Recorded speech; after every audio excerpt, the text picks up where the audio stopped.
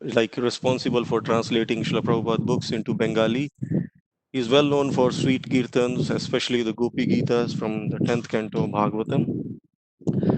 And there is a lot more to say about him, but I'll keep that section for His Grace Bhakti Yoga Prabhuji, who will be talking about Maharaj, glorifying the Maharaj after the kirtan at the end of this class.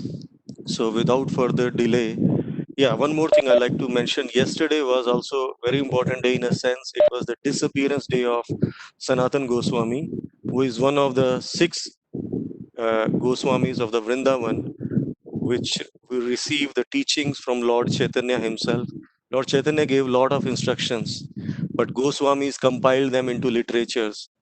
And Sanatan Goswami wrote many books like Brihad Bhagavatamrita, and then Krishna Leela Sattva, which is around 400 verses about personal meditation of Krishna's Vrindavan pastimes. Also Hari Bhakti Vilas, which has rules and regulations for the devotees, and then the glorification of the Damodar Ashtakam and Kartik Math.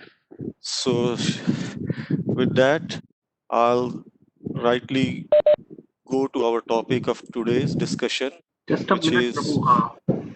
There is some disturbance, like some background. So can you do without mic? Can you just try once? I think it's your mic is creating some.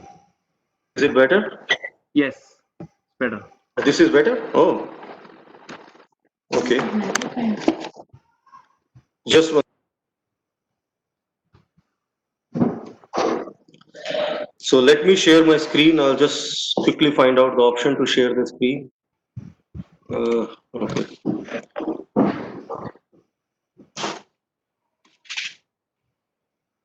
Okay. Let me know if you see my presentation. Yes. Okay, great. So before starting the presentation, I like to offer prayers to the previous acharyas. Om Ajnanatimirandasya Jnananjana Shalakaya Chakshurunmilitam Yena Tasmai Shri Guruve Namah.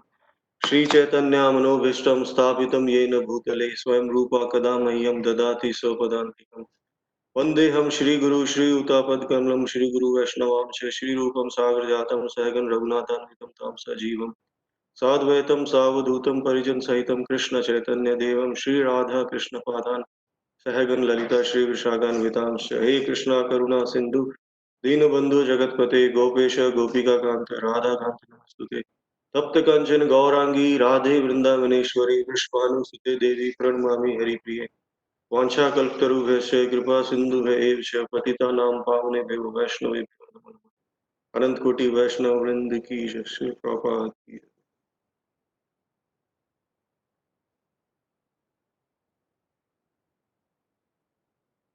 Now I seek blessings from the senior devotees present, His Grace Bhakti Yoga Prabhuji, Srinath Prabhuji, and other devotees, Indulekha Mataji. Also, I seek blessings of Sri Gaur Nitai, Shri Radha Damodar, and Sri Radha Gopinathji, so I should be able to speak what I have heard and understand by reading books of Srila Prabhupada and hearing from his dear disciples. So the topic for today's discussion is what is karma and why do bad things happen to good people? Now, most of us are familiar with the Bhagavad Gita. Those of you who are not, I'll briefly mention about Bhagavad Gita. Bhagavad Gita is a book of knowledge which was spoken by Lord Shri Krishna on the battlefield of the Kurukshetra around 5000 years back. As you can see on the background of this image, this is the armies assembled on the both sides. So this was a war to protect the religion. Many times we have seen in the history there has been the war to propagate the religion. But this particular war was to protect the religion, to protect the righteous principles, to establish or to maintain the principles of the dharma. That was the difference between normal understanding of religious wars and the war we had on the battle of Kurukshetra. And Bhagavad, as we know, Bhagavad means Bhagwan or the God, supreme personality of Godhead. And Gita means the song. So this is the song of the God. And God is, when we say the term God, it's a non-sectarian. We cannot say like it's a Hindu God or a Muslim God or a Christian God. Either you address him as a God or you address him as a Allah or Jehovah. We are all representing same person. Like there is a water, object water in English. In Sanskrit, it is called neer. In French, it is called eau. But we are referring to the same object. Object is same, but the addressing, how we address the object may be different. So with that basic understanding in place, and considering the point that this Bhagavad Gita is nothing else but the wording of the God, which was spoken around 40-45 minutes on the battlefield, it's full of knowledge. It has different, the grades of knowledge. It talks about who we are. First, it describes the both sides of the army. They describe different characteristics and how, when we come across the difficult situation, how we can fall to the illusion. And then it describes about the principle of who we are, principle of self-realization, understanding the soul from different angles of vision. And then we discuss the principle of karma, jnana, dhyana, and then middle six chapter discuss about the bhakti yoga, and at the end, again we talks about renunciation and all that. Like that, there are 18 chapters in the Bhagavad Gita, but what we discuss here will be mostly based on chapter 4. So let's get into our topic now. What is karma? So karma generally means work, karma. As Krishna says in Bhagavad Gita 2.47, Karmanne vadhikaraste ma phaleshu kadachan. This verse is very, very famous. Almost everybody in India know about this verse. But the first line only, unfortunately. The second line says, Ma karm phal heturbhur mate sangasto akarmani. What does that mean? That you have right over your duty, but not over your results. And that does not mean that you don't have right over your results, you don't endeavor. So Krishna, throughout the Bhagavad Gita, Krishna is instilling Arjuna to perform his duty. And the prescribed duty for a Kshatriya is to fight. Now Arjuna is a Kshatriya is a administrative class who has to make sure the righteous principles are established, like we have police department or army department to protect the citizens, the common people from miscreants. So here, so the karma basically, this verse 247, it talks about what is the destiny. So it tells like we have right our work that is in our hand, but the result is not in our hand. So something which is not in our hand, we should not worry about that. So that's the point. That's why like destiny is not in our hand, because the result or the destiny or the outcome of any action, that lies with the Supreme Personality of Godhead. So let's look a little bit in detail what actually is karma. There are four definitions I'm giving here for the karma. Karma, like I said, in literal sense means work or the actions we do. But karma sometimes also means reactions we get for what we do. For example, we often heard people saying, "This is due to my bad karma." So it's not, so it's the result there. When you're talking about karma, you're talking about the reaction of the karma. Is the result of my karma or result of the action that I did in the near future, in the, sorry, near past or far past, in this life or past life or past of the lives. And it is, karma is also called the system of action and reactions. It's like you do good, you get good. You do bad, you get bad. You reap what you sow. So if you are putting a seed of a mango tree, you'll get the mango fruit out of that. You won't get the bitter melon out of that. And if you're putting a seed of bitter melon, you cannot expect mango coming out of that. So you do, you get according to that. And also karma, if you go a little bit more in the details for Bhagavad Gita, as Krishna explains in verses 16, 17, 18 of chapter 4, there Krishna talks about three kinds of karma or three kinds of action. What are these? Karma. Karma generally means actions or recommended action or prescribed action or sukarma. But there is another action which is called vikarma. Vikarma means virudh rupena karma. Virudh means against or opposite or immoral or harmful or destructive action or anti-scriptural work. That is called vikarma. And there is akarma. Like karma means work, and when you add prefix a, that means not work. That does not mean that not work in a literal sense, but it means the action for which there is no reaction, neither good, neither bad. We'll come back to it later.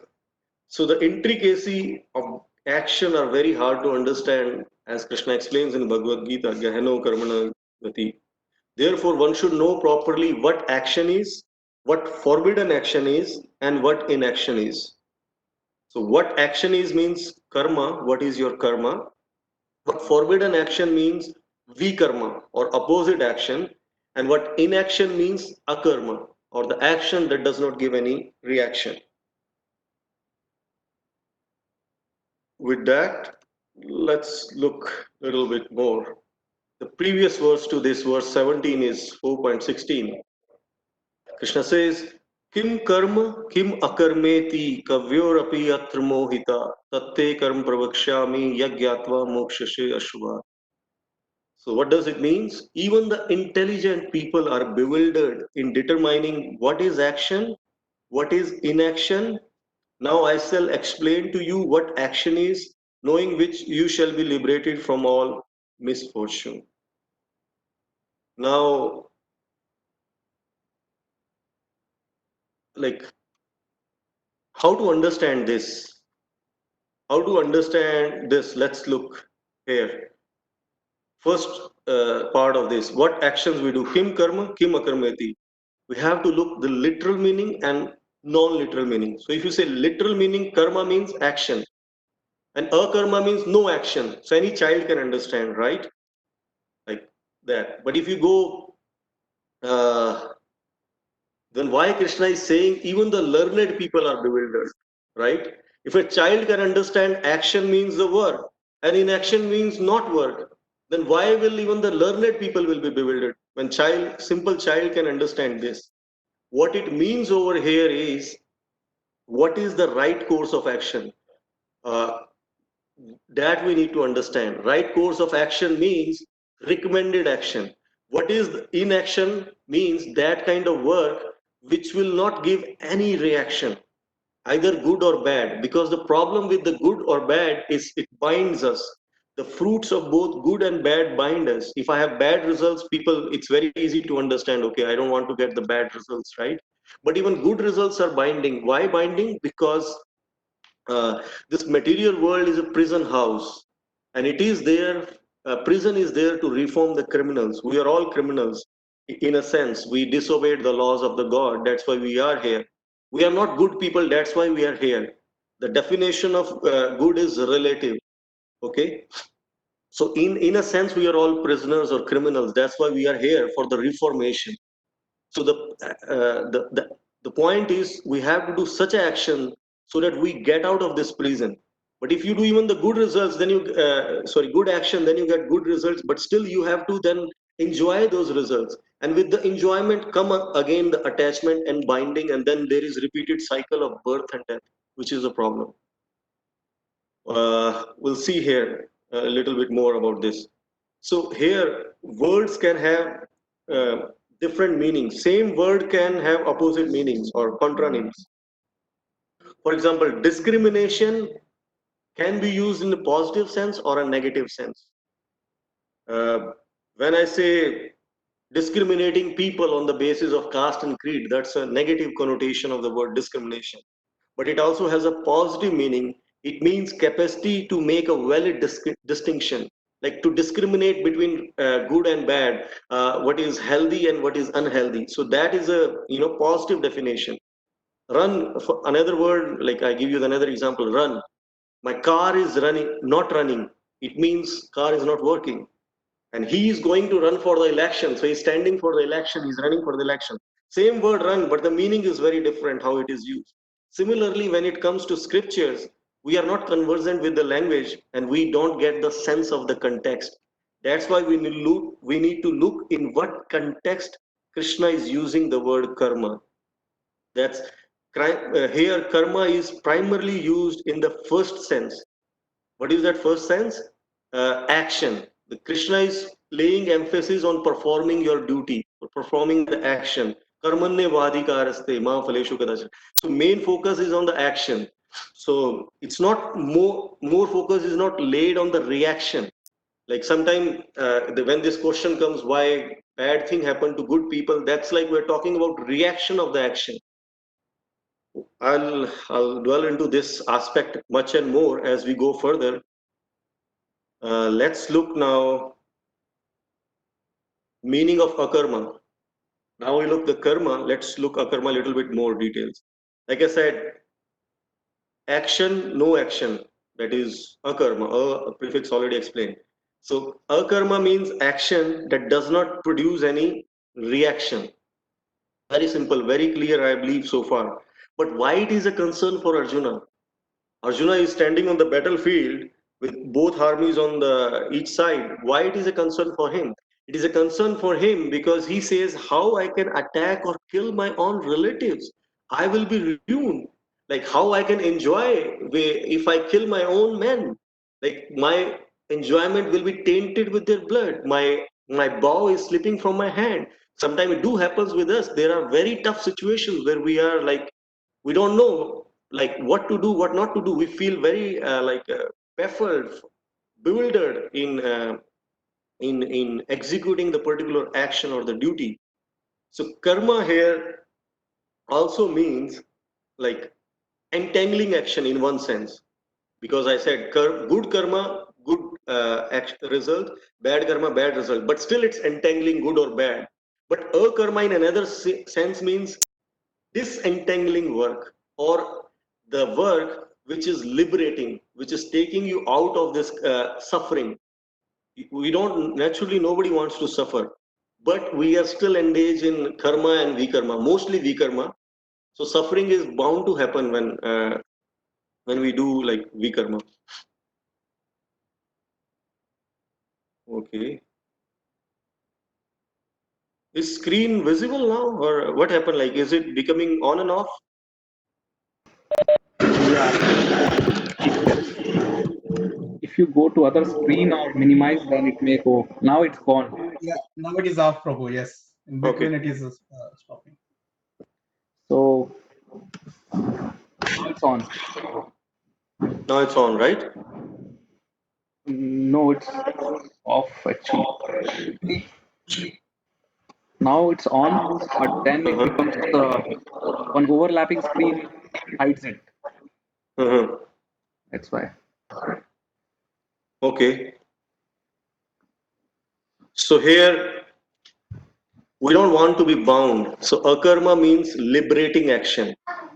So killing is a terrible karma, like it gives terrible reaction when you kill. If there is no valid reason for killing, there is a big reaction. But for here Arjuna, even if he don't kill, don't indulge in fighting, even then there is reaction, because then there is a reaction for ignoring your duty. For example, a doctor on the call, if he does not attend to the patient, he ignores the patient, then he suffers the reaction of ignoring the to perform his duty. Or a soldier on the battlefield, right? If he is not fighting with the enemy, then he is ignoring the duty. So then he is liable to punishment. So that's why Krishna says understanding karma is not like a black and white. It's not simple. It is not easy. That's why he's saying even the wise are bewildered. Like, so what determine whether we will get reaction of our action or will not get the reaction is the intention behind the action and not the action itself. So if your intention is right, then uh, then you can get rid of the reaction. So very important aspect that Krishna is bringing is the intention behind.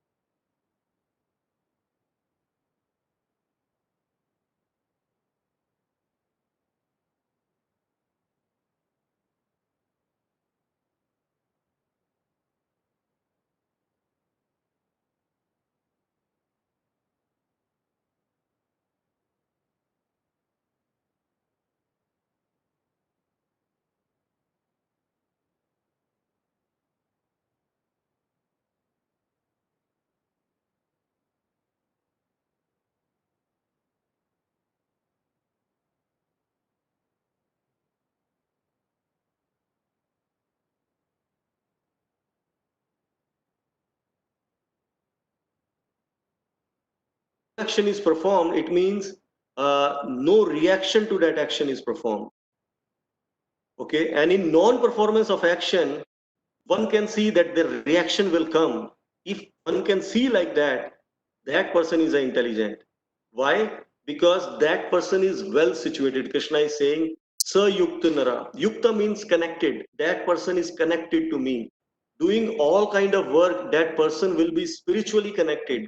Why? He is connected in the purpose. He is connected in the intention. He is connected in his thought process, in his consciousness. So that is the connection. So another characteristics of intelligence is to see beyond the appearances, because sometimes appearances may be deluding. For example, these days we are having the threat of corona, right? So those of us who know what is corona, we will take all the precautions, like you have to maintain social distancing 2 meters away. You have to make sure you wash your hands, and all the precautions, all the guidelines are there, not to have so many people assembled together, whatever, like take shower, wash the vegetables, all those precautions we know. But someone who is not at all aware of this thing, will he take the precautions? No. Or I give you another example, like there is a stock market. So stock market, if you see, there are hundreds of people sitting watching big screens, and on the screen there are, if a tribal person comes there, what he will see will be just the lines, right? And if one line fall, you can see how the reaction of these people. And this, if the tribal person sees what's wrong with these people, like why they are why they are becoming disappointed, or they are jumping when the line goes up, whatever. So the knowledge gives the vision. If you have knowledge, you can see the thing as they are. You can see the things in a deeper sense than what ordinary people can see. You not only see the deeper, but we can also see the opposite to what you see with the unaided eye. That is the intelligence, far-sightedness. Intelligence person can far see the things. That's what Krishna wants. Krishna is telling about this Buddhi Yoga, or the yoga of the intelligence, to the Arjuna. Maybe I can give you one more example to understand this aspect about appearances, how it can be alluding.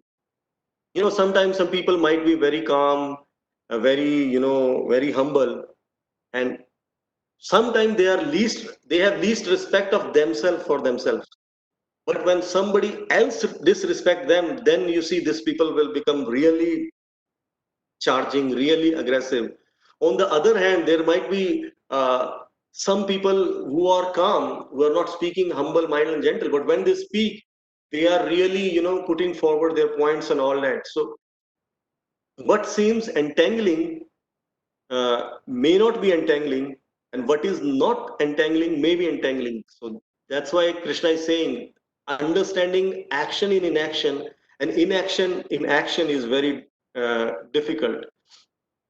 Why karma is discussed here? Because Arjuna has to decide right course of action, whether to fight or not to fight.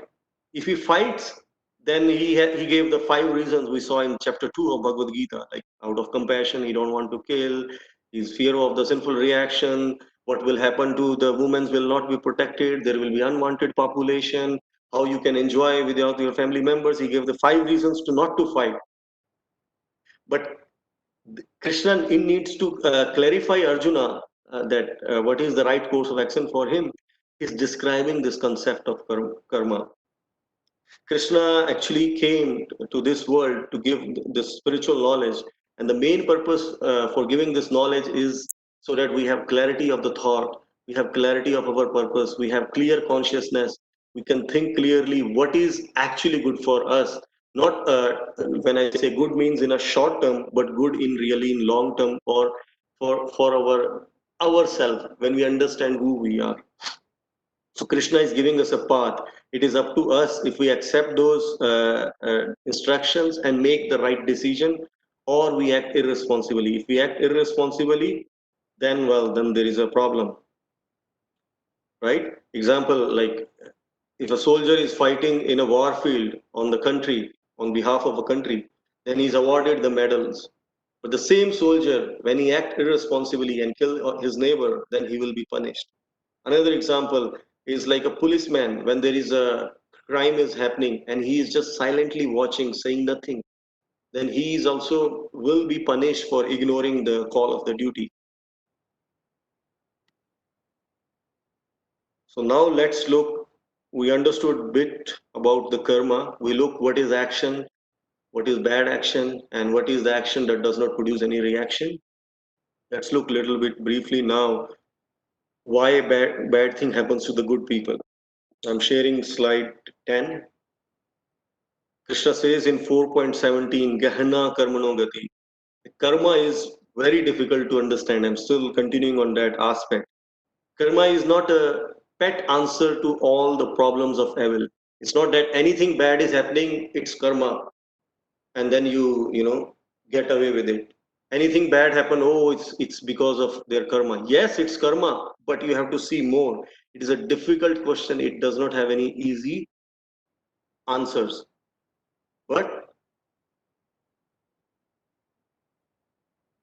how we understand is each of us has many lives, and every action we do is a seed or next reaction or next results. Action, seed will give the result. Either result right away, like you put your hand in the fan, turning fan, your finger will get cut, or you put your hand in the fire, you will be burned. That's an immediate result. And there are some actions which give you results after some time, like it takes some time for that result of action to be matured. And then there are some actions which even take lot of time for the results to come. Sometime not even this lifetime. Sometime you are getting results from the past actions that you have done. So karma has two consequences that we have to understand, on external level and on internal level. So different results come at different time. The problem of evil is, like when we say, okay, it's due to evil. Bad thing happened to good people, it's because of the evil. But it's not only that. We'll look at that on our next slide. And that is the external reason, right? How the action affects our, on external level, how it affects in terms of our results. And we most of the time we give the example to the, it's because of evil or because of karma. And internally, karma, it affects our consciousness. That's even more disturbing, because every action we do, we are creating a thought process, a consciousness. As Krishna explained in Srimad Bhagavatam, third canto, to Mother Devahuti, how when a person is transferred to the womb, how the thought process and all these things are carried. So thought process is also very important. So that's all the consciousness, which is also the another outcome of the karma. So why karma is complicated? Because different seeds fructify at different times, and we get different results. Sometimes for same action, two-person are doing same action, but they can get very different result. Two students studying very hard, taking coaching class from the same professor, but still one of them, I know in my particular personal experience, I had one friend, he was studying all day throughout the day, and he was the one who failed in the chemistry exam. And there is another person who were less studying, but they got very good ranks. So how to understand this? So first thing is, when people are suffering, right? When people is, you can say, okay, it's his karma, the evil is coming to him, that's fine. But the question to ask is, what is my dharma? Karma is that person's karma, but just we get rid of there and escape from our duty. That's not right. But what is our dharma at that time? So focus should not be the karma of the victim. Focus should be the dharma of the relief giver. What is the dharma of the relief giver? When I see the when a doctor sees a patient is suffering, he should not say it's due to his karma. Oh, let him suffer, it's due to his karma, you don't need to take any medicine, you don't need to come to me, it's all your karma. If doctor says like that, is that rational? No, that's not rational. Though it may be his karma, like remote cause may be his karma. We'll look at these three causes for karma, like immediate, remote, and ultimate cause. but it may be his remote cause is karma, but immediate cause, like he may need some immediate attention that doctor can do right away to cure him, to get him out of his suffering position. So doctor has to do that duty. In the same way, policemen, when there is a mob fighting on both sides, there is riot is happening, they cannot just be a silent watcher, silently watching the situation and let there be chaos, let there be loss of life. No, they are responsible. So so in scriptures, the responsibility or the emphasis is most laid to dharma, or the action, or the right action, or the righteous action. Now, that's in this context of karma. But the higher understanding of dharma is basically to perform the actions which are pleasing to the Lord. I'll not go into that aspect, but let's stay on the aspect of the karma only as we are talking here. So when people are suffering, for example, there is an example in the scriptures of the Prithu Maharaj. In the fourth canto, it mentions how when Prithu Maharaj was ruling over this planet, suddenly there was, no rains, earth stopped supplying the grains, seeds, and all that. Earth is also in Vedic scriptures. There is a personality associated, uh, or a presiding deity, presiding personality, which is controlling planet Moon, which is controlling planet Sun, which is controlling ocean, which is controlling Earth. Like that, there are lot of presiding duties. There is presiding duty to control our power to speech. Like that, for each of our senses, there are controlling deities. So, in the same way, the personified Mother Earth stopped giving all the necessary supplies. So, at that time, when the citizens approach Prithu Maharaj, so Prithu Maharaj does not say, "Oh, it's your karma. Now you suffer." No, Prithu Maharaj understood that it was his dharma as a king, as a prime minister, as a president, to make sure that my praja, that my dependents, that's my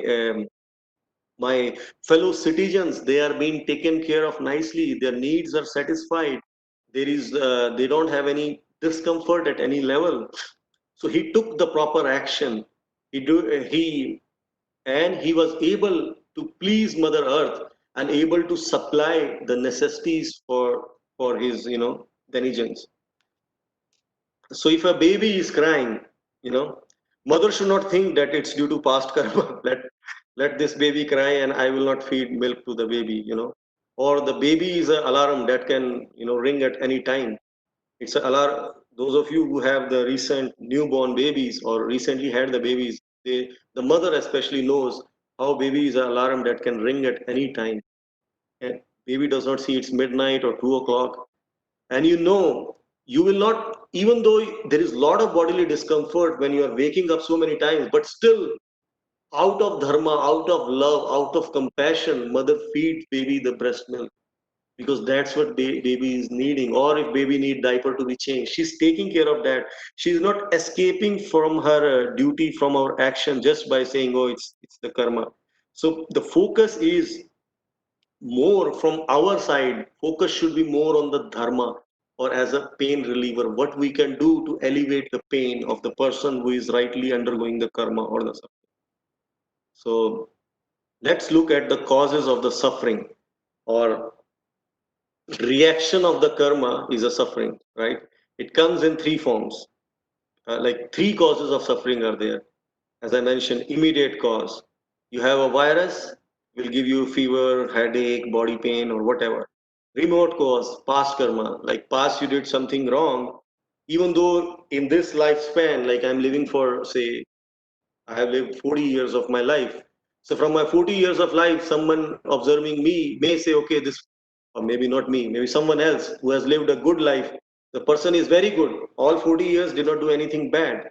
And then, but you don't know what that person has done in the previous life because of which he may be suffering at present.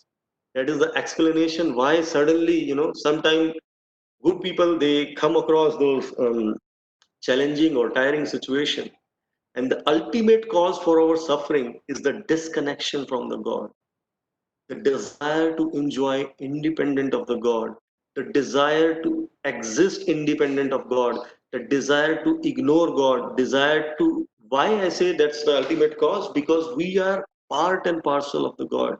Does not matter which scripture you take, either you take Bible, you take Quran, you take Bhagavad Gita, they all talks about we being part and parcel of the God. So part and parcel has to serve the whole. Like there is a big machine, right? And there is a nut on the machine. The purpose of the nut is serve the machine to keep the assembly together. But when the same nut fall from the machine, the nut has not much value, right?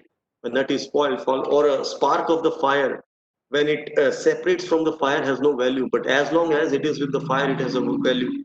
Or a drop of ocean separated from the ocean. In the same way, we have to, the purpose of Bhagavad Gita is yoga. That's why we say the word yukta, yoga, yunja. This is used more than 80 times in the Bhagavad Gita because Krishna wants to establish that connection. Because now we have lost that connection and that's why we are suffering. So we'll come to that aspect.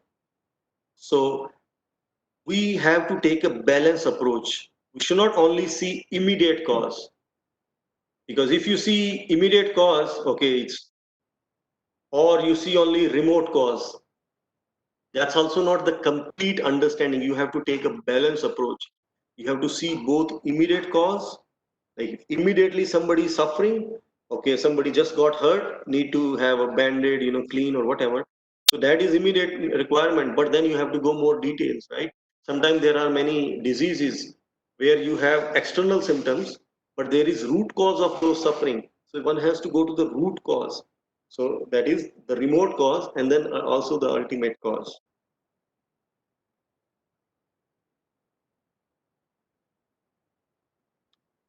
So it's like how to understand this, like remote cause. When the virus attack is there, okay, virus is attacking or a mosquito bite, say malaria, not virus. We're all scared of coronavirus. Let's talk about mosquito bite or malaria. So the mosquito may bite all persons in the same family, like five, say 5 persons living in the family. Same mosquito is biting all the 5 persons. But why only one person get malaria, not all the five get the malaria? How we understand that? So immediate cause for malaria is the biting of the mosquito. But the remote cause, why it happen only to that very person, then you have to go to past karma. Okay, you may say immune system, but again the immune system, why this person has immune system good and bad? There are, you have to go, what I mean to say is, you have to go in detail, we have to go in depth to understand the root cause of our suffering. So I'm not denying the mainstream of medical knowledge by bringing these extremities like remote cause and immediate cause. At the threshold condition, the knowledge that we have does not seem to really work. Like Newtonian physics was accepted previously to perceive and measure object at a anthropic level. When I say anthropic level, that means at the level of human beings. But as humanity developed, we became more and more sophisticated. We developed sophisticated instruments like microscopes, macroscopes, telescopes. We found that at the threshold condition, Newtonian physics does not work.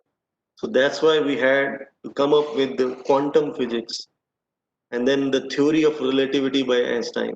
Anyway, I don't want to bore you with the science, but what I mean to say is uh, we have to look more than the immediate cause. So and also we have to look the ultimate cause, which is spiritual amnesia. We have forgotten who we are. We are part and parcel of the God. We have forgotten that, because of which we are suffering.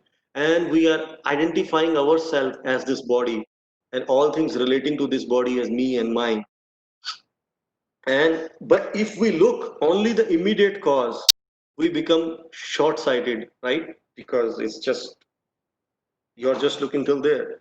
But if we look only remote cause, oh, it's due to, then it's like a way to escape. You're becoming hard-hearted by ignoring your duty. So we have to look, you can say, you should have a balanced approach of both immediate cause and the remote cause. And why do bad things happen to good people? This is a question which all of us are scratching. What happens to us is not dependent only on what we have done right now. Like I said, we have to look on these three causes. You have to look immediate cause, you have to look remote cause, you have to look ultimate cause. Krishna recommends in Bhagavad Gita, Vitarag Bhaya Krodha, Manmaya Man Upashrita, Bhavo Gyan Tapsa Puta, Mad Bhavam Agata. Being free from attachment, fear, and anger, being fully absorbed in me and taking refuge in me, many persons in the past are purified by this knowledge. Krishna is bringing this point, and also, so as liberated souls acted in the past by this understanding the transcendental nature of Lord, one should perform the duty following in their footsteps. And I will bring now one very important concept, which is the concept of who is the enjoyer. Krishna says in chapter 5, verse 29, Bhoktaram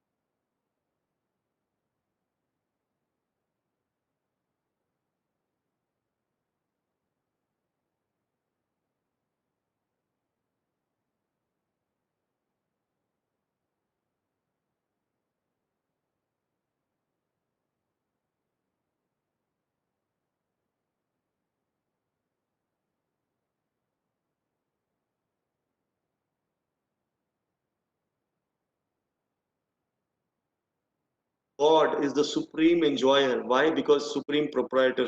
He is supreme proprietor. He is the proprietor of all the three worlds. And when we understand them, then we can actually attain the peace.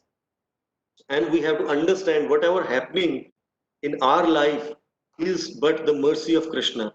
Nothing bad happened to us. Everything happening to us is a form of the Lord mercy to take us one step closer to God. And if we think we are comfortable, uh, if we see something where we are comfortable, we think, oh, it's good. Where we are not comfortable, we think it is bad. But for God, there is no good or bad. Everything is good for Him because He cares for us. He is looking at a bigger picture. He is not short sighted like us, neither He is hard hearted like us, where we just give the remote cause. He is very lovable person, He is very affectionate person. So if what we have to do is to understand when we are solving the jigsaw puzzle, like sometimes you take the puzzle and you may see some children is struggling to make the puzzle right, make the big picture out of it. Adult come and put some pieces together and make a big picture clear for the child to understand. So child may be momentarily thinking, oh, what he is doing, this is good, this is bad, it should not come here, it should not go there, this, that. But finally, when the big picture comes, child is happy. So we have learned to see the hand of God as our well-wisher. And remember this verse from Bhagavatam. Takte nukampa susvekshmana bhunjana eva atma vipakam ridvagvapurdhe vidyadhan namaste jivet mukti pade sadaya bhat. What does it mean? That taktenu kampa. We have the devotee when he's suffering, undergoing the suffering or the difficult situation, he's earnestly hoping in the core of his heart, the anukampa, the mercy of the Lord. Bhunjan, he's enduring very strongly. And then he's suffering whatever good or bad he's going through. And he's praying, is that person in that humble mood of disposition, Brahmaji says, is eligible to attain the kingdom of the God. So if you want to go the kingdom of God, you have to see, we have to develop the gratitude. We should see the hand of the God despite in our reversal.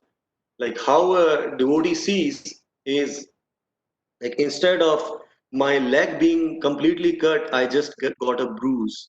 So that's how a devotee see the positive side, not see the jar half empty, but sees the half full, the positive side. Being Krishna consciousness is not to change things around us or to dress or to wear tilaka or to wear dhoti. It is to change our mood, it is to change our consciousness. It is our perspective. Krishna is always there. Krishna will always protect me. Avashya Rakhibo Krishna. That kind of faith one should have. So good comes, devotee thinks I am not qualified. It's Krishna's mercy. I am really does not deserve it, but it's coming to me. If you have that mood, not a grudging mood or not be puffed up mood when something come, oh, I am able to achieve it because of my own. And when something suffering come, even then it's I deserve much more than that. It's just a token of the total suffering that I am getting here. So Krishna is if Krishna is, like I said, proprietor of everything, everything belongs to him. He's so we are. If anything bad or good happen, that also belongs to God because we also belong to God in that sense. So let's see now a little bit more. Let's put our binocular. Now that's being with that background in the mind. Let's look at bad thing happen to good people in terms of concept of karma and reincarnation. We see good on bad on based on my years I have lived on this planet in this body. But we don't know my feeling and experiences, my thought process that I had millions of years that I have lived in multiple bodies, which I have completely forgotten.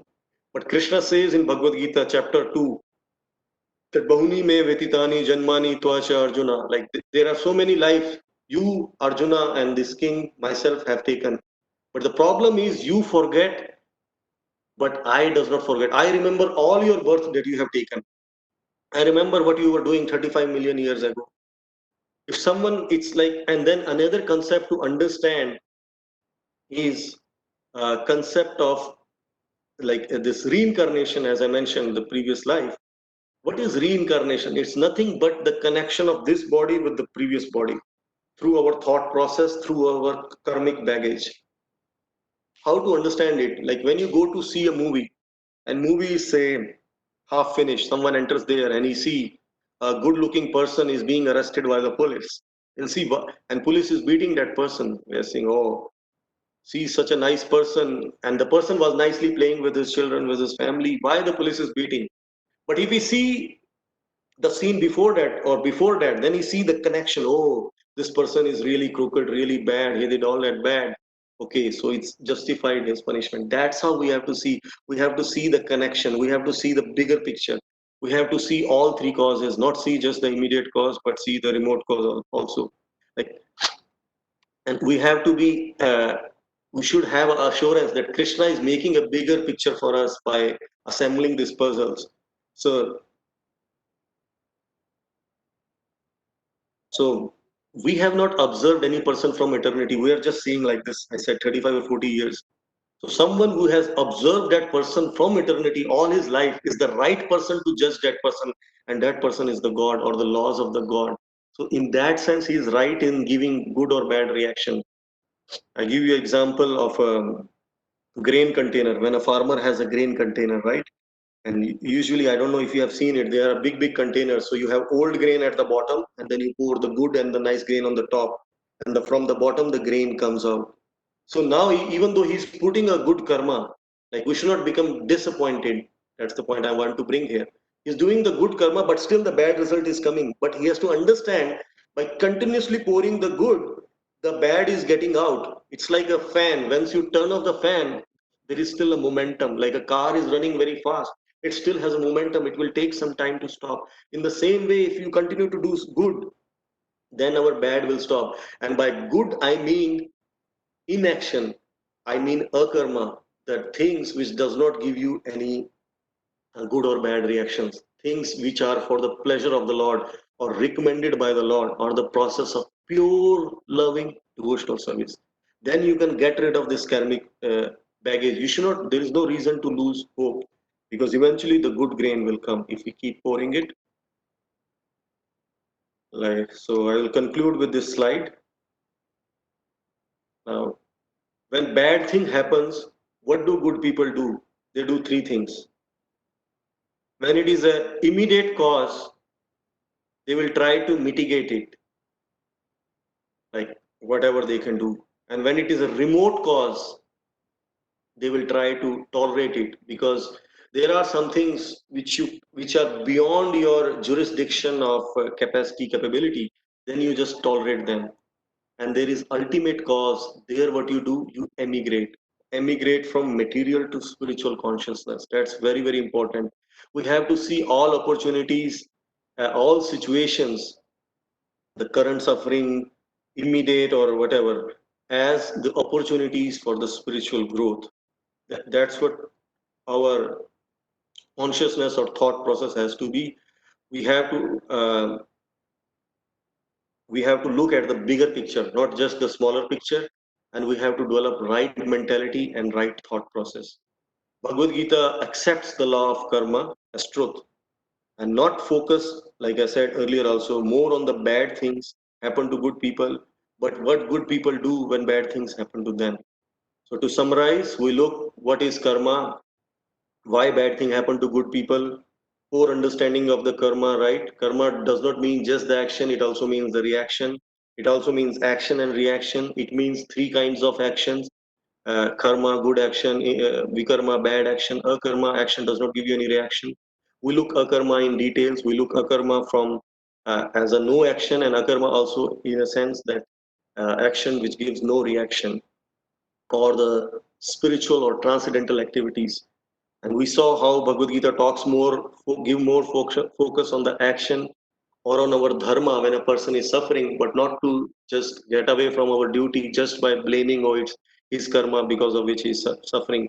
Arjuna did right thing in this situation. He approached Krishna, and Krishna is, as he is explaining, as we discussed, kim karm kim akarmeti. Like intricacies of action and inactions are very difficult to understand. Even the wise are bewildered. So how they're bewildered? Because what is action, we have to see in terms of what reaction it is giving. What is inaction is which does not give you any reaction. You have to see from that side. We should have a far vision, like a long sighted vision. And then knowledge expand and deepen our vision, as we saw, as we look the immediate cause, remote cause, and then the balance approach to look immediate cause and the balance approach. If you look only the immediate cause, then it's like, so if you look only remote cause, you're becoming hard-hearted. If you're becoming only the immediate cause, then also you're not doing the fully justice to the person who is suffering. And the more focus is on our duty rather than the blaming person for our karma. You have to act responsibly, dutifully, so that there is no entanglement, perform the inactions, and understand which actions leads to entanglement, which actions leads to disentanglement or liberations. We talk about cause effect principle. You do good, you get good; you do bad, you get bad. We talk about the principle of karma and reincarnation to explain how good things happen to, how bad things happen to the good people. You should not see just his current lifetime, but also has to see what the person has done in his previous lifetime. We see the example of the movie, how you see one scene and just you should not decide just based on that particular scene. You have to see the connection between the scene, or see connection between the lives. So, and also we should have a right mood, right attitude when one is undergoing through these difficult situations. Like the prayers of the Brahmaji, like you should thank the Lord for when the suffering is coming, the devotee is thinking, oh, I should be suffering even more. And when something good happens, I really don't deserve it. So that should be our mood. And so with that, I like to end. Thank you very much. And I will now encourage if any one of you have any questions, comments, corrections. Srila Prabhupada ki. I'm open to Krishna questions, Prabhu, comments, thank you very corrections. much, Jai Manohar Prabhu, for such a very wonderful, nice, and detailed lecture about karma. And we hope that most of the devotees here, they were able to grab what you were trying to explain. So Hare Krishna, everybody. Anybody have any question, any comments, anything that they want to clear? You're most welcome. We have 5 minutes before we are going to start our kirtan for in the memory of the teacher Swami. So any question, please? Hare Krishna, Prabhu. Yes, Hare So, Krishna. Prabhu, I think you explained, but I did not relate the example for action in inaction and inaction in action. Can you throw some example, Prabhu? The So, same example like doctor is not performing his duties, right. whatever. So, Thank you. inaction is in this sense, like sometimes we think like when we are not doing any action, then like I said, when you do action, there is a reaction, there is a result. But sometimes even if you don't do any action, even then there is a result, even then there is a reaction. And like I gave the example of a policeman when some crime is happening and he is silently watching it without acting. So that time, even though he is not doing any action, he did nothing, right? But nothing is also culpable. He is culpable because of being ignorant on the call of duty. Or I gave another example of a doctor, how a doctor on a call of duty, if he does nothing when the patient is suffering and he has the knowledge to get the patient out of the suffering, then that doctor is liable for the the how to say laziness in executing his duty. So he is responsible in that sense. So in that sense, you have to see even, and when that is looking at action in inaction, and then look inaction in action, right? That's your second part. Correct, Prabhu. Or is it okay? No, You no, got no. it? Action in action is okay, Prabhu, but inaction in action, that is not clear.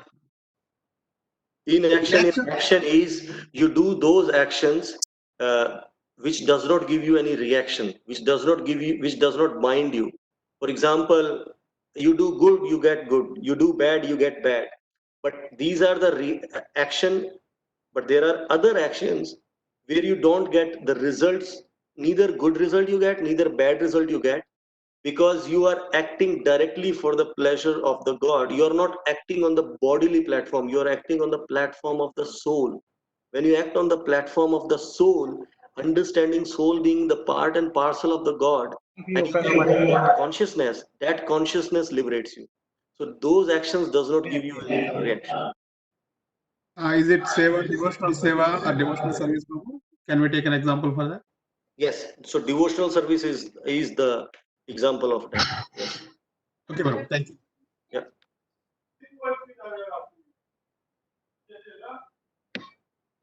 Is Thank there you, more Prabhu. questions? Thank you, Manoj. Is there any more question, please?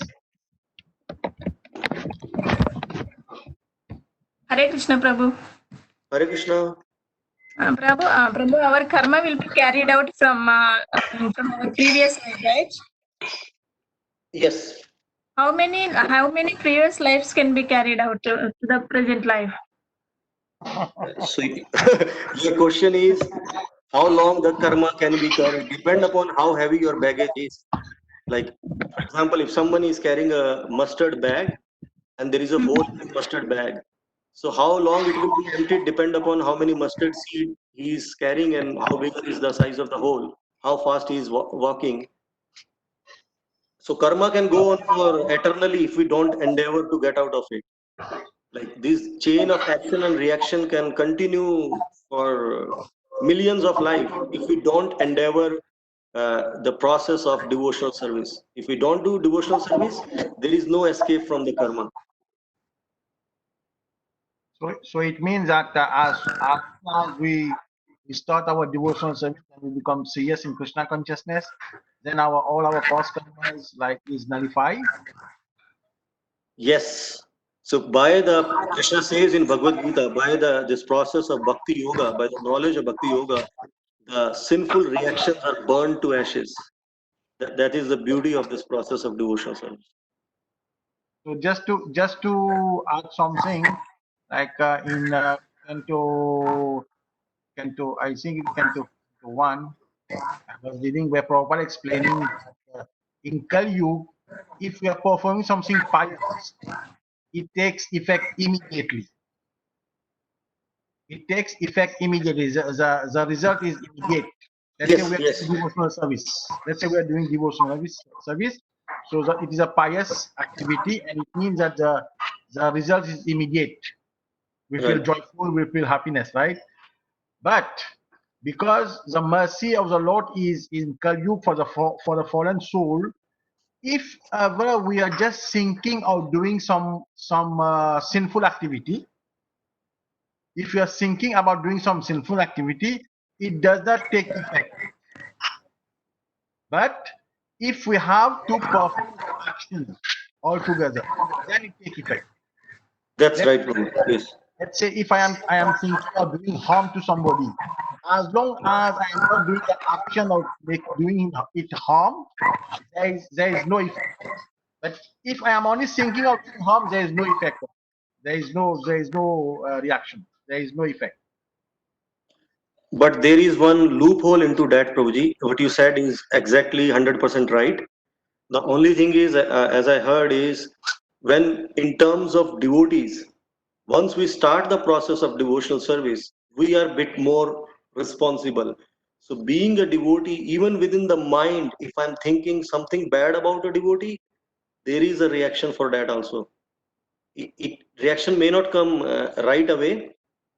We may ultimately, like if you are constantly thinking about bad about some person, eventually one day that person will end up doing that bad, and then Yes. definitely there is a grave reaction. But within mind also there is a reaction for the devotees, for practicing devotees, practicing sadhana. It's we have to be careful. But for in general public, yes, anything bad they think in the mind, they don't get the reaction, or anything good they do, they immediately get the good reaction, good Very, result. very nice. Very nice. Thank you, Una, for the lecture. So now it is nearly 6:10. So now we have Keshav Prabhu, who is going to do some kirtan in the memory of Srila Bhakti Jai Swami. So over to you, Keshav Prabhu. Keshav Prabhu? Here? Hare Yes. Krishna? Hare Krishna. Yeah, yeah. Go ahead. Hare Krishna. Okay. Okay. Well, it's very sad for many of us, and at the same time, devotees are always with us. I knew Bhakti Charu Swami from my childhood since in Vrindavan Gurukul, that he used to come from Mayapur, and whenever he will come in Vrindavan, he used to give a class just for the Gurukuli children. And there used to be a Bhakti higher education class used to happen those days in 1988. One of those class was taken by Tamal Krishna Maharaj and Bir Krishna Swami. Then Bhakti Charu Swami also had a classes that he used to give on Nectar of Devotion. But at the same time, he used to teach a lot of devotees how to cook.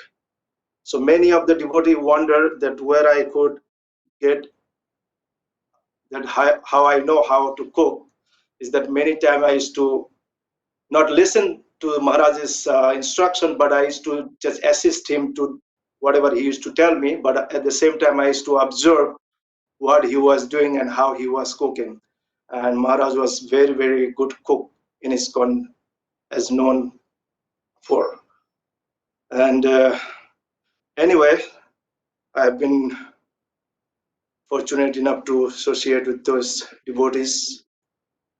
And slowly, slowly, as we all see, one after another, these Prabhupada disciples who has given help to build this society known as this International Society for Krishna Consciousness, ISKCON, has been slowly getting old age, or by somehow other by some kind of disease or whatever materialistic thing, catching and taking one by one.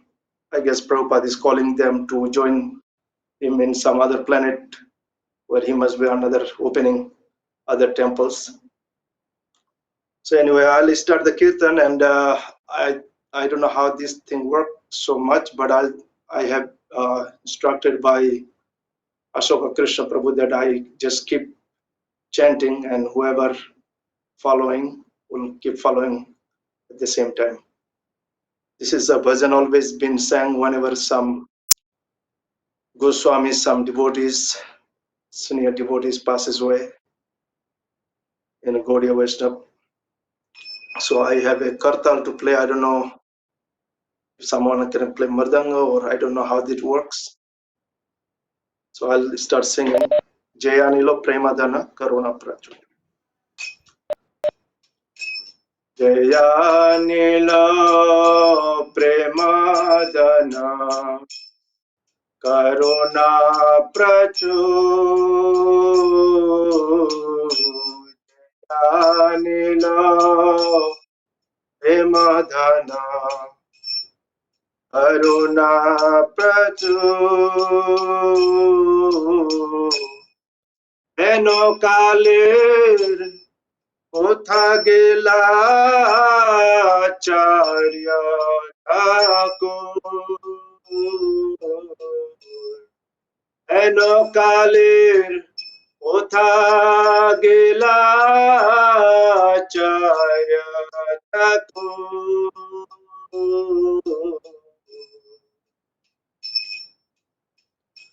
Ahamara Sarubrupa Kaha Sanatan Kahamara Sarubrupa Kaha Sanatan Kahadasa Raghunatha Patita Pavan Kahadasa Raghunatha Patita Pavan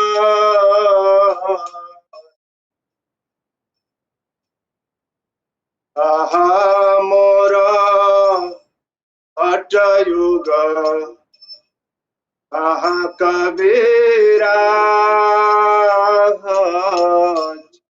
Ahamora Atayuga Aha Kabira Eko Kalir Kotha Gela Goranga Natara Eko Kalir Kotha Gela Goranga Natara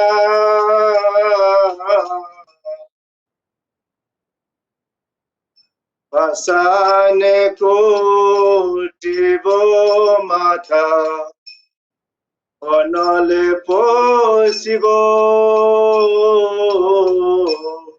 Asane Kotivo Mata Onale Posivo Oranga Go Hiranidhe Kotha Gele Pabo Oranga Go Hiranidhe Kotha Gele Pabo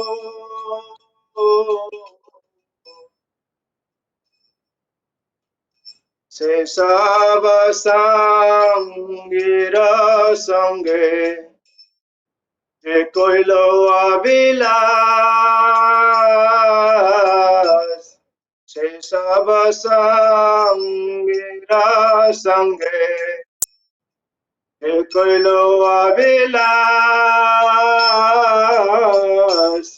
Se Sangana Paya Kande Narottomodas Se Sangana Paya Kande Narottomodas Diyanila Emadana Karuna Prachur Ena Prabhur Kotha Gela Charya Thakur Ena Prabhur थागेला Acharya Thakur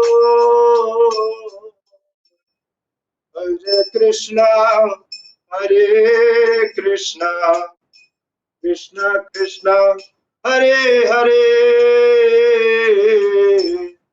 Hare Ram Ram Ram Hare Hare Hare Krishna Krishna Krishna Hare Hare Hare Ram Ram Ram Hare Hare Hare Krishna Krishna Krishna Hare Hare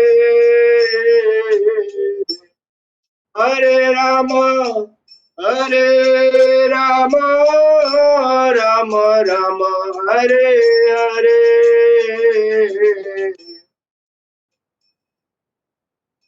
Hare Krishna Krishna Krishna Hare Hare Hare Ram Ram Ram Hare Hare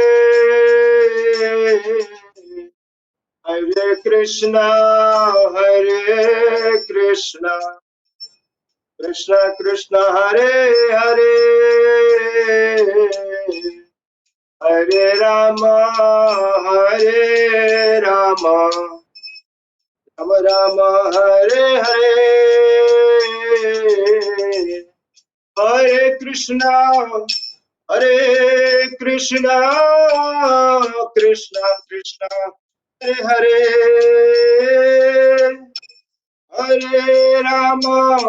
Hare Ram Ram Ram Hare Hare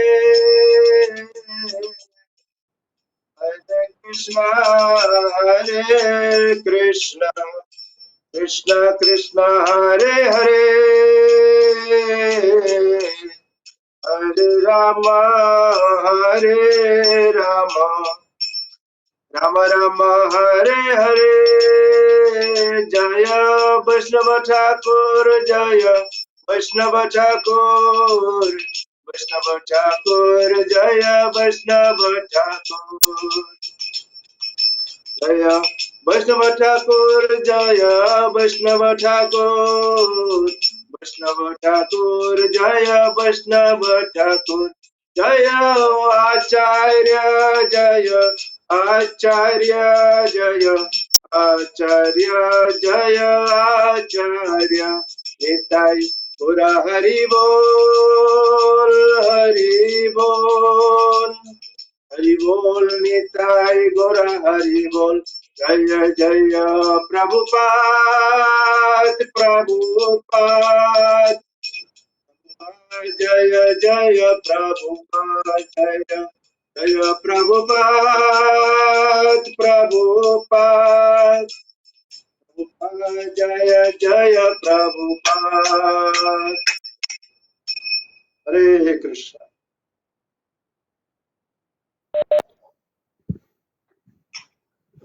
Thank you so much, Keshav Prabhuji. Thank you for honoring His Holiness Bhakti Charu Swami Maharaj. And now I request Bhakti Yoga Prabhu to please say a few words and in the glorification of His Holiness Bhakti Charu Swami Maharaj. So over to you, Bhakti Yoga Prabhuji.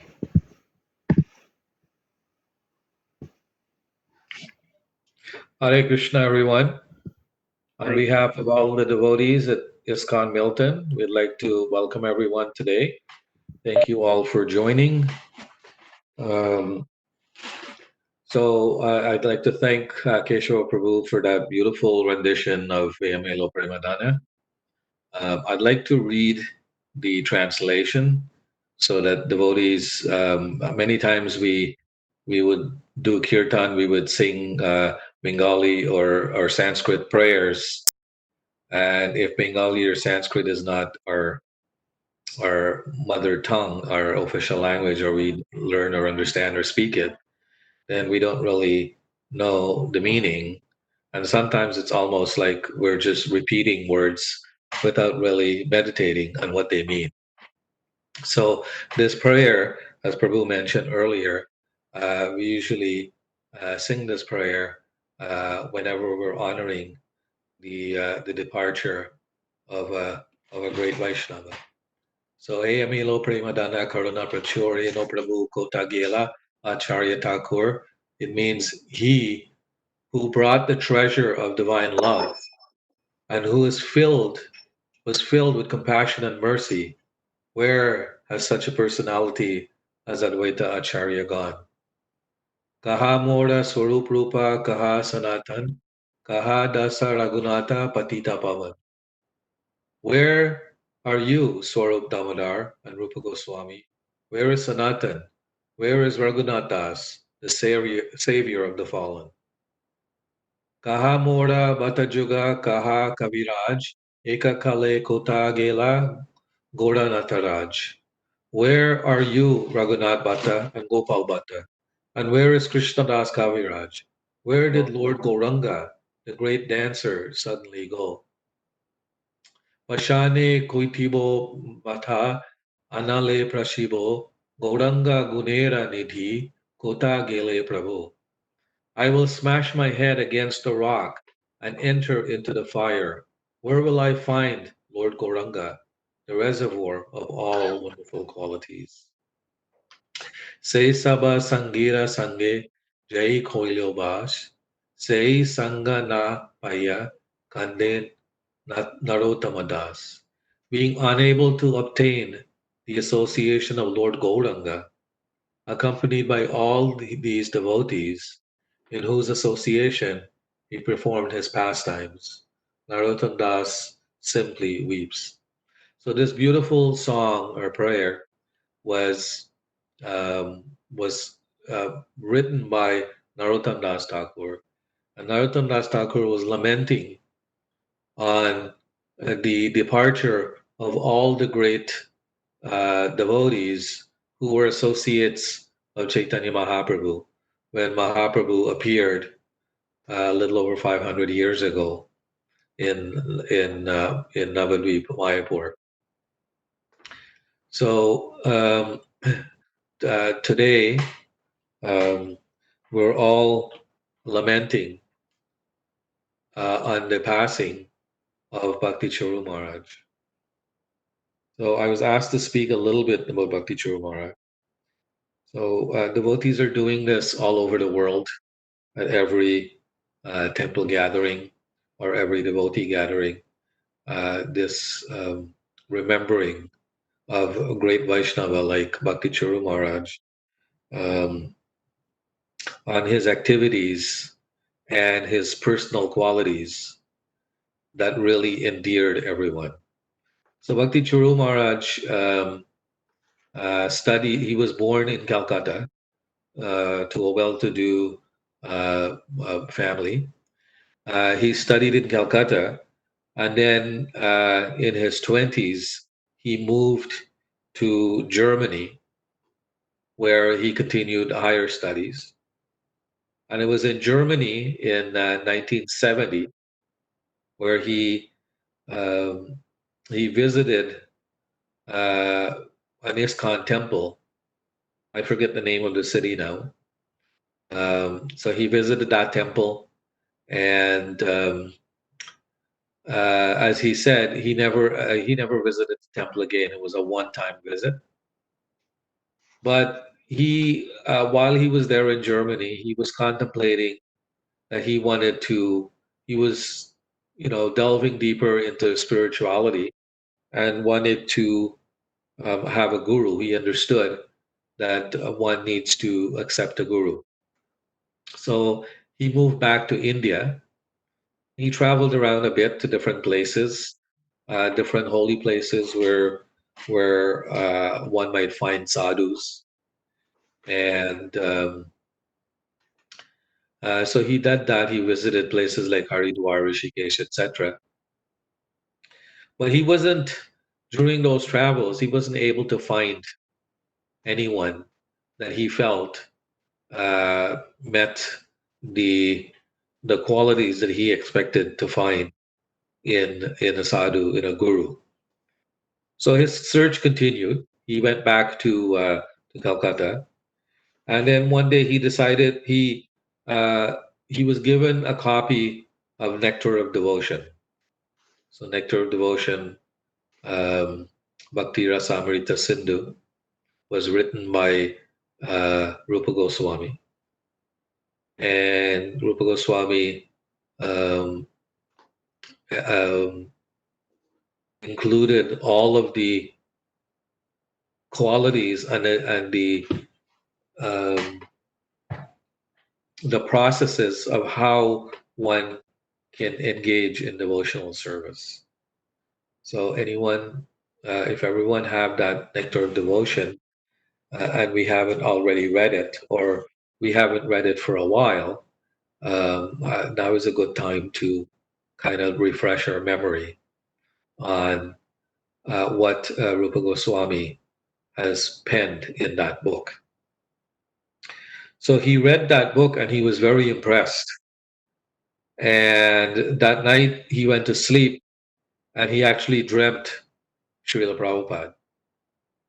And as he said, Srila Prabhupada, he saw Srila Prabhupada sitting on what he thought at the time was a throne. So generally in India, we don't see the throne, he later realized, was a Vyasasana.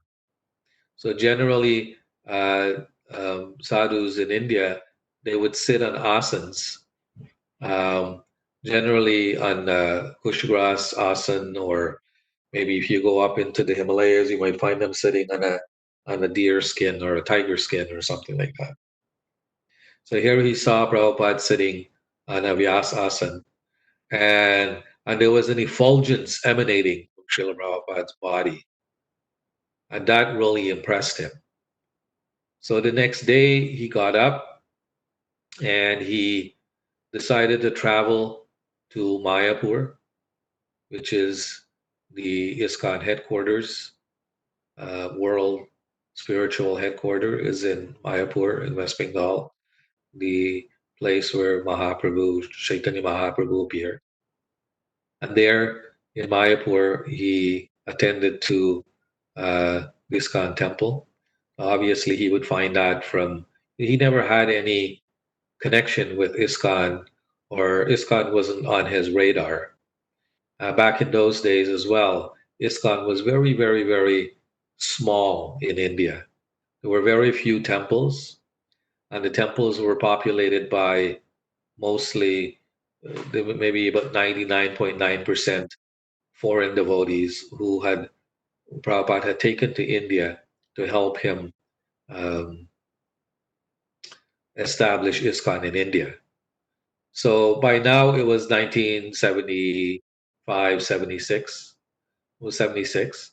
When he went to Mayapur, Prabhupada was not there. At that time, Prabhupada was extensively traveling all over the world, spreading this ISKCON movement that he started. So he went to the temple. He liked the temple. He liked the devotees, and he immediately shaved up and put on dhoti kurta, and he joined the devotees. So initially, the devotees gave him a very menial service. Any of us who have visited an ISKCON temple or moved into or lived in an ISKCON temple in the beginning days, you would get the most menial of service, which is to wash pots or clean the toilets or clean the floors, etc. So he was given very menial service, but he accepted those services and he carried on. But he was very attracted to Prabhupada's books. So on his own, he took Prabhupada's books and he started, he was a scholarly person, so he immediately started translating it into Bengali. So in those days, I think the only Bengali book of Prabhupada was Gitar Gyan. Everything else was in English. Prabhupada came to America and he immediately started translating his works into English. So he started on his own, started translating Prabhupada's books. And soon, next time Prabhupada came to Mayapur, the devotees introduced, or when Prabhupada came to India, the devotees introduced um, Maharaj to Bhakti Churu Maharaj to Srila Prabhupada. And Prabhupada immediately asked him, because as we all know, Prabhupada is into publishing, translating, publishing, and distributing these great scriptures. So Prabhupada asked him to translate into Bengali. And so there was his service. He started translating all of Prabhupada's books into the Bengali language. But Prabhupada was very particular because this Krishna consciousness movement started in Bengal. And in Bengal, everyone knows Bengali. And everyone knows Mahaprabhu and these scriptures. So Prabhupada was very particular about making sure that everything was pakka, everything that was translated was first class. So Prabhupada had full confidence in him that Prabhupada immediately gave him first and second initiation. Generally, in those days, you would have to wait a year and be chanting and doing seva for a year to get first initiation. And in the case of second initiation, not everyone would receive second initiation right away. Sometimes it'll be years before someone receives second initiation.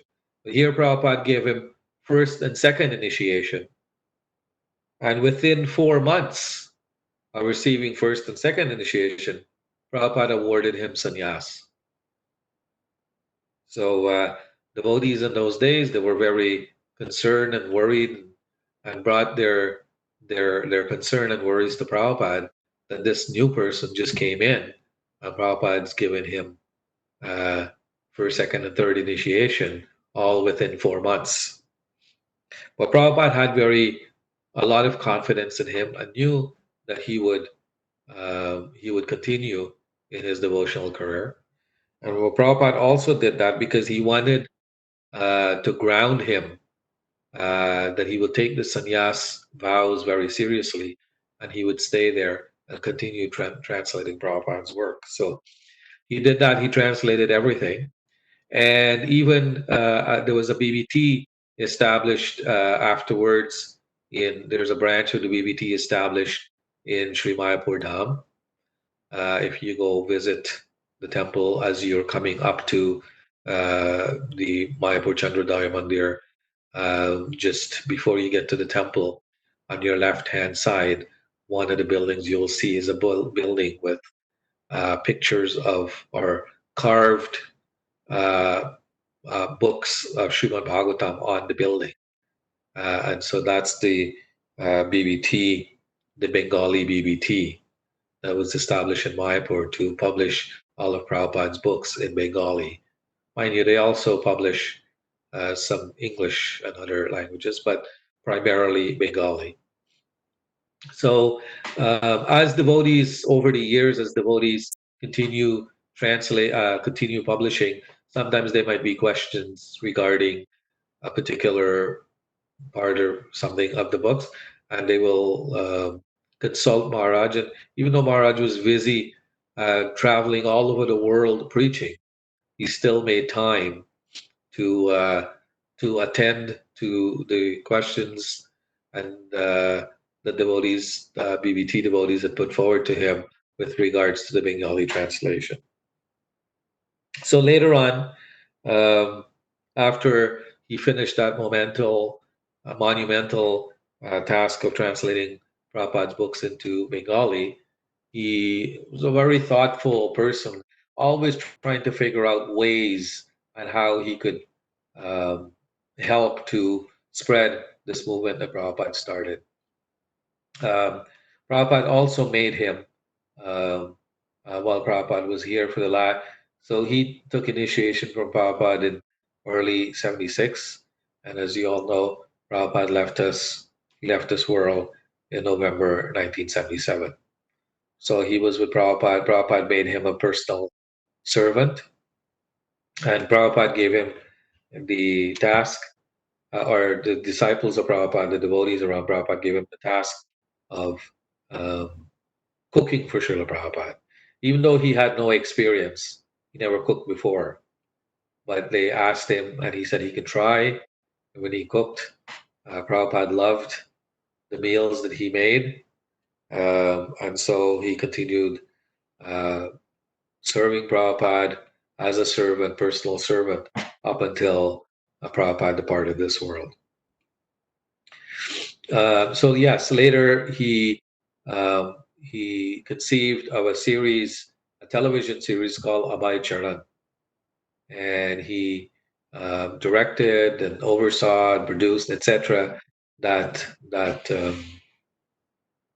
serial, and he was successful in getting Doordarshan at the time to broadcast Abhay Charan on national TV in India, which was actually a very difficult task because in those days there weren't many TV channels like there are today in India.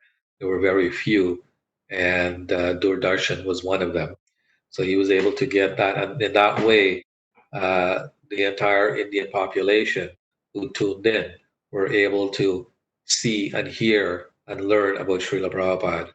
And that was one of the watershed moments where our movement started spreading across India.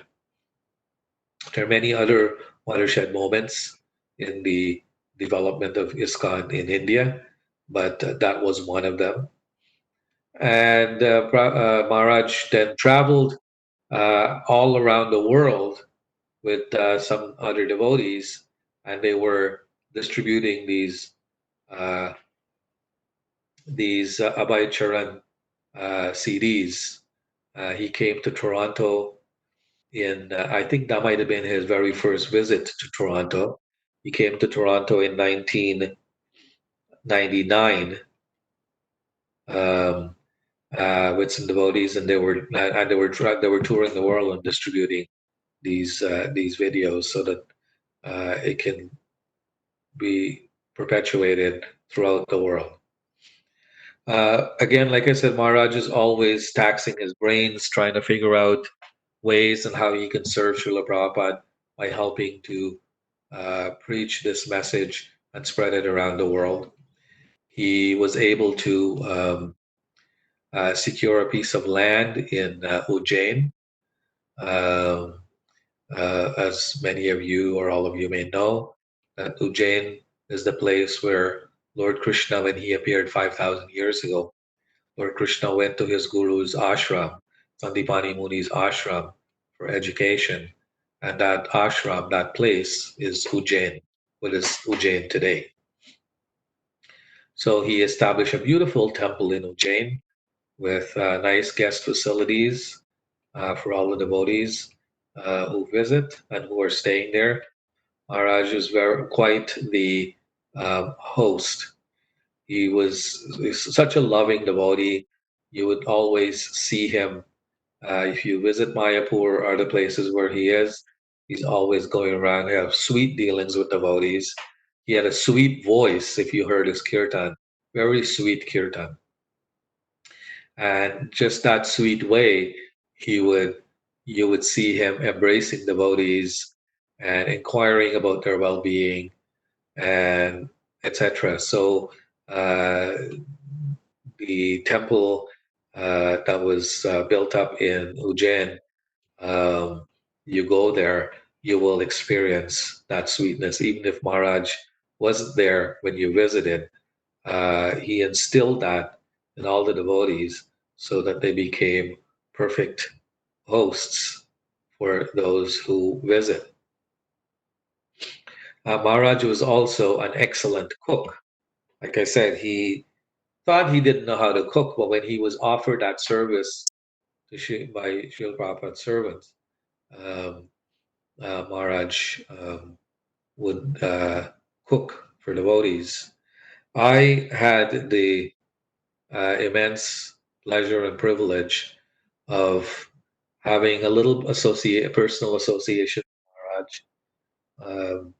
In 1985-86, I stayed in Vrindavan. I was a brahmachari in those days at our Krishna Balaram Mandir, and I had gotten the immense privilege of serving Shri Krishna Balaram, Shri Gaurnitai, Shri Radha Sham Sundar, Lalita Vishaka, and Srila Prabhupada as pujari there. And that was my first assignment as a pujari, was in Sri Vrindavan Dham. So while I was in Vrindavan, at the time I think I was 21 years old. When I was in Vrindavan, I met Bhakti Churu Maharaj for the very first time. And even though he didn't know me, first time I'm meeting, he was so sweet with me. And so I was in the Krishna Balaram guest house one day on the ground floor in the reception area. And Maharaj was there as well. He was standing at the reception counter, I think, talking to the guest house workers. I can't remember. Yeah, I think he was leaving the next day and he was talking to them about his departure the following day. And so I was there, and I wasn't really listening to his conversation, but I was talking to some devotees there, and I said I'm going to um, um, Delhi the next day, and that was my very first time that I ever visited India. And I was inquiring from the devotees, and back then everything was very, very difficult in India. Transportation was like India was very. It wasn't as materially developed as it is today. I remember making a phone call. If you want to make a phone call, you can if you're making a phone call to your neighbor next door, you could open the window and yell to them, and they would hear you better than if you tried to talk to them on the phone. The reception was very, very choppy, and you would have to yell at the top of your voice. If you see any old Indian movies, you would see when they pick up the phone, they would be yelling into the phone. And that's because of the bad phone system, phone reception that they had in those days. Actually, first, you had to make an appointment for a phone call before you can even get the phone call. So, not just the phone, but transportation, everything was very, very difficult in those days. So, I was inquiring how to get to Delhi the best way. Whether I should go by train from Mathura station or I should take a bus. There was a bus that ran from Vrindavan. The bus would stop just outside of the Krishna Balaram Mandir. That road is called Bhaktivedanta Swami Marg, and there is a gate where you enter, which is near the Parikrama Marg. And so the bus would stop there to pick up passengers, drop passengers. So I was asking devotees about that, and Maharaj heard. And as you probably all know, I have a big, loud voice. So when I talk, everyone can hear. So Maharaj heard, and he says, "Oh, I'm going to Delhi. I can take you with me." And I said, "No, Maharaj, that's okay. I can." I didn't want to inconvenience him. And he said, "No, no, no." He says, "You're Krishna Balaram Pujari. You shouldn't take the bus. You'll come with me in the morning." I said, "Okay, Maharaj. Thank you very much. What else could I say?" So next morning, after I finished my morning service, I used to bathe and dress Gaurnitai, Krishna Balaram, and Radhasham Sundar all at the same time, side by side on the altar. So when I finished my seva, no, actually that morning I didn't do any dressing because Maharaj was leaving very early, right after Mangalarti. So he kindly waited for me. So back then, Maharaj wasn't an initiating guru in ISKCON. He was a sannyasi, but not an initiating guru. He had a white ambassador car that he traveled in. So it was generally it was him and his driver. So when I went to the car, I expected Maharaj would be sitting on the front seat. So I thought I will sit in the back seat. But when I got there,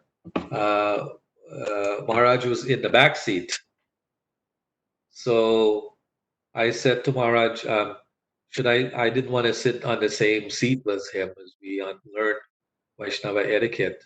A junior person should not sit on the same level as a senior person. Here, Maharaj was a sannyasi.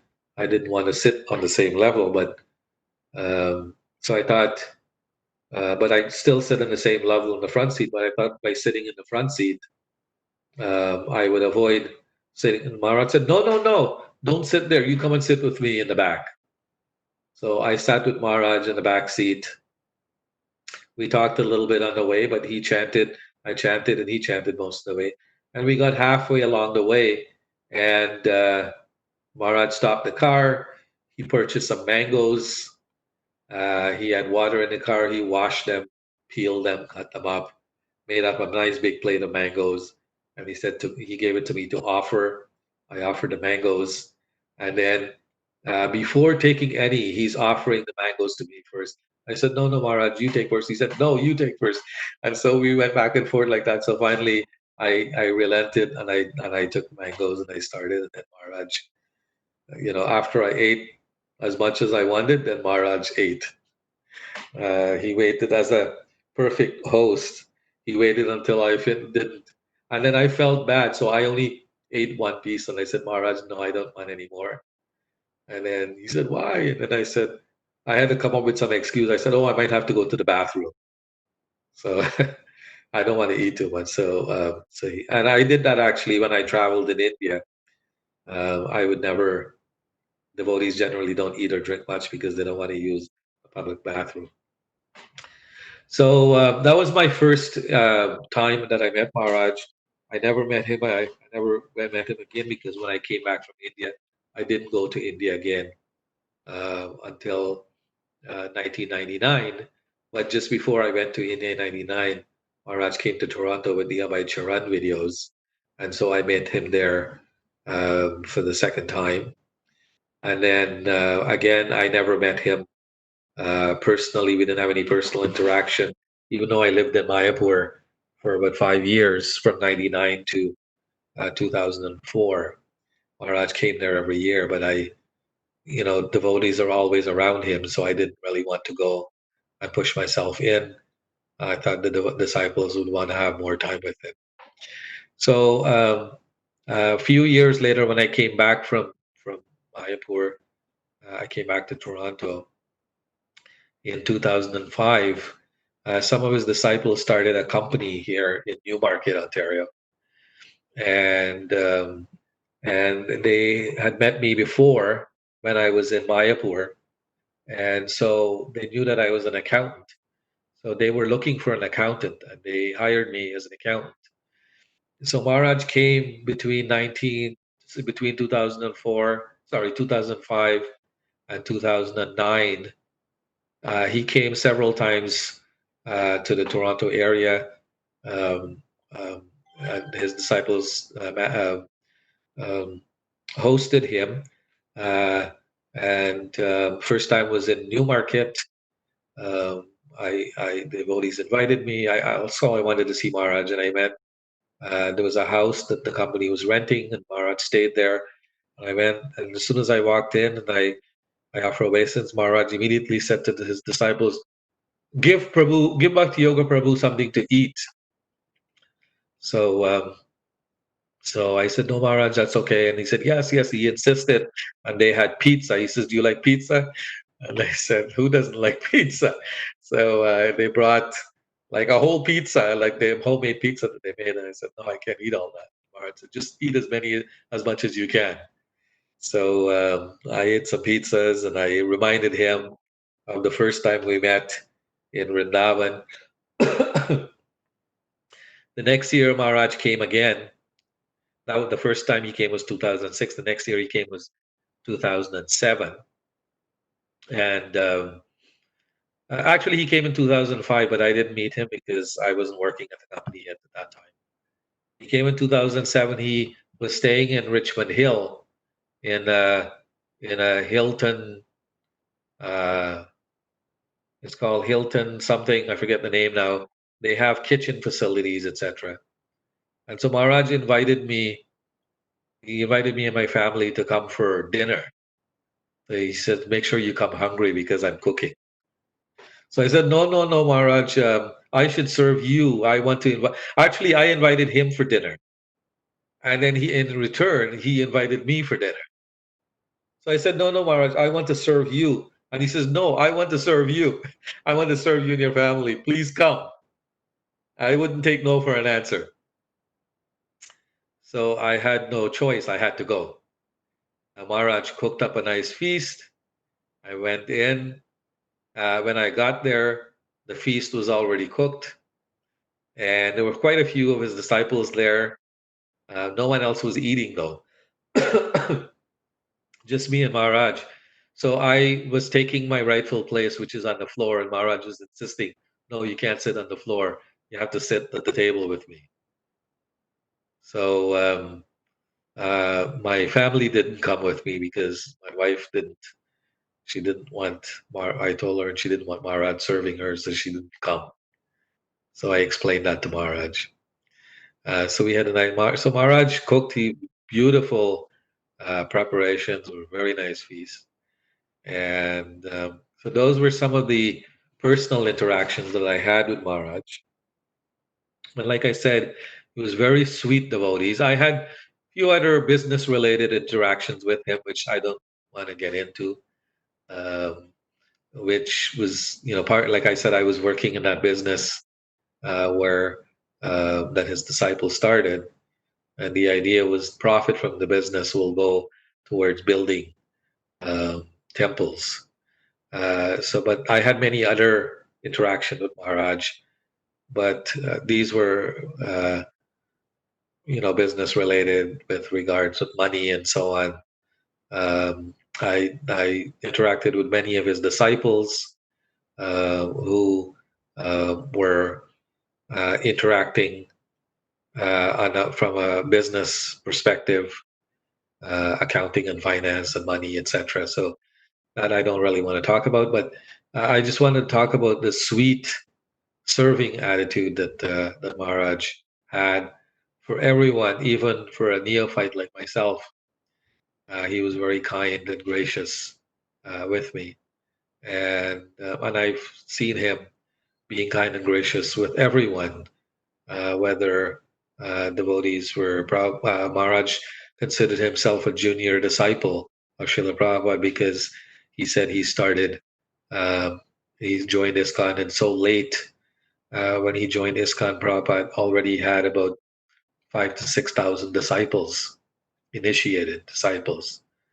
So Maharaj he considered himself a junior disciple, and so he he never really said that, but I think he was operating from that perspective that as a junior devotee we should serve the senior devotees. But not only was he serving senior devotees, he was also serving some who were so many years junior to him in terms of coming to spiritual life and taking to spiritual life. But Maharaj really understood this service attitude, and so he didn't really care who it was, how senior, how junior they were. He would always, with a smiling face, greet devotees, embrace devotees, and serve devotees. So those are some of the things that everyone will remember with Maharaj, was how sweetly he dealt with everyone, his sweet voice and his sweet dealings.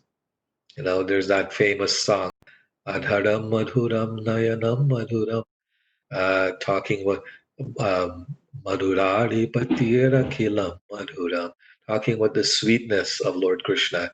So like that, Maharaj was exuding so much sweetness in his everyday day-to-day dealings with anyone who came close to him.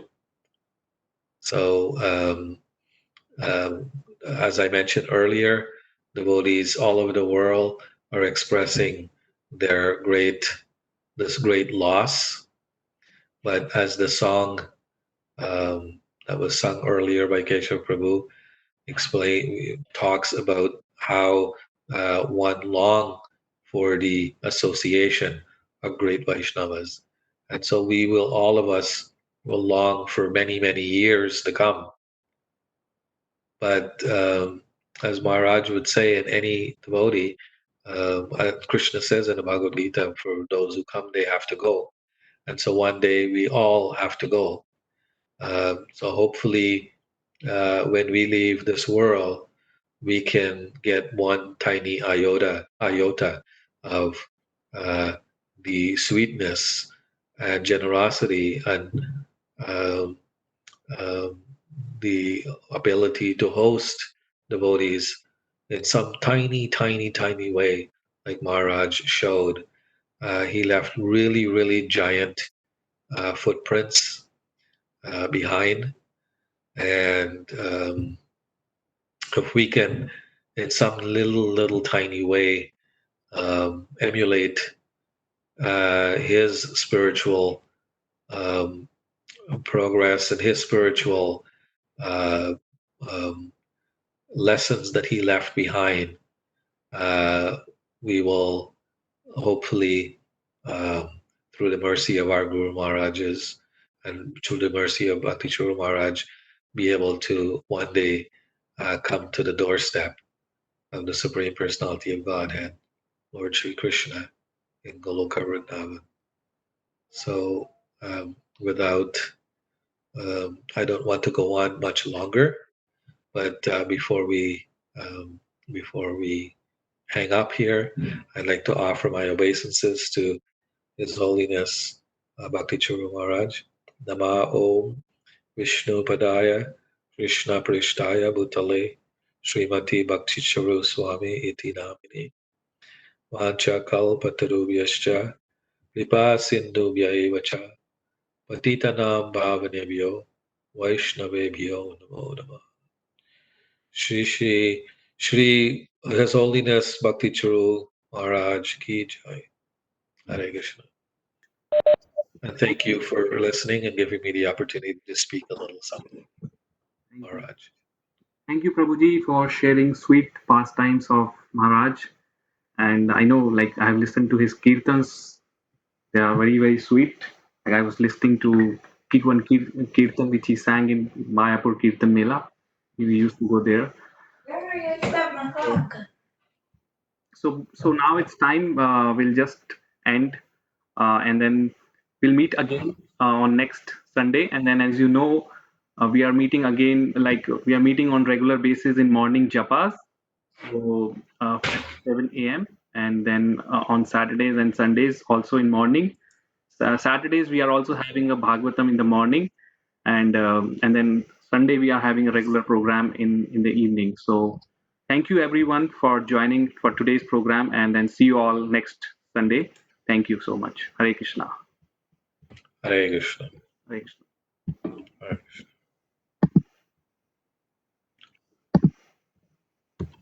Hare Krishna.